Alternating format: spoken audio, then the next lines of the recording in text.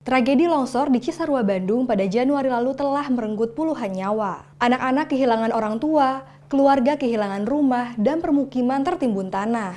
Di balik duka itu muncul pertanyaan besar, kenapa longsor ini bisa terjadi? Apakah semata karena Indonesia merupakan daerah rawan bencana atau sebetulnya ada faktor lain?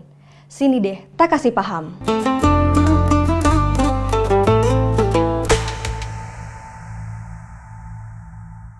Badan Nasional Penanggulangan Bencana mencatat, longsor di Cisarua merupakan satu dari 15 kejadian longsor yang terjadi di Indonesia sejak awal 2026. Kalau ditarik lebih jauh, dalam 15 tahun terakhir, hampir 10.000 peristiwa tanah longsor terjadi di Indonesia.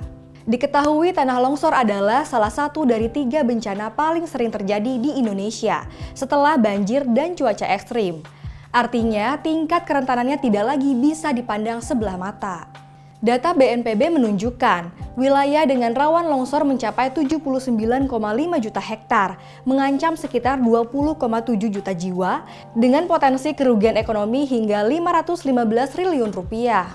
Di samping itu, Menteri Lingkungan Hidup Hanif Faisal Nurofik menyebut, alih fungsi lahan di kawasan Cisarua sebagai salah satu penyebab utama longsor. Lahan yang seharusnya berfungsi sebagai hutan telah berubah menjadi lahan pertanian intensif. Namun, Walhi Jawa Barat mengungkapkan bahwa alih fungsi lahan di sini lebih dikarenakan pembangunan betonisasi dan pengabaian tata ruang yang membuat tanah semakin labil dan daya serap air ikut turun.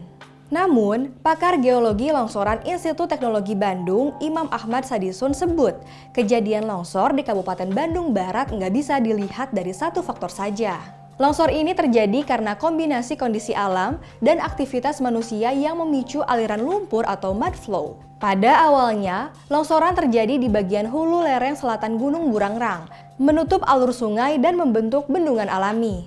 Selain itu, secara alami wilayah KBB memang rawan bencana.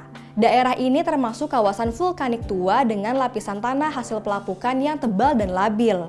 Saat hujan deras, air mudah meresap ke dalam tanah, melemahkan struktur lereng, mempercepat jebolnya bendungan alami, dan mendorong material lumpur mengalir deras ke wilayah hilir. Akibatnya, material dari hulu mulai dari batu sampai kayu meluncur cepat dan menghantam permukiman warga. Jenis aliran kayak gini, kata Imam, jauh lebih berbahaya dibandingkan air biasa, karena membawa sedimen dalam jumlah besar.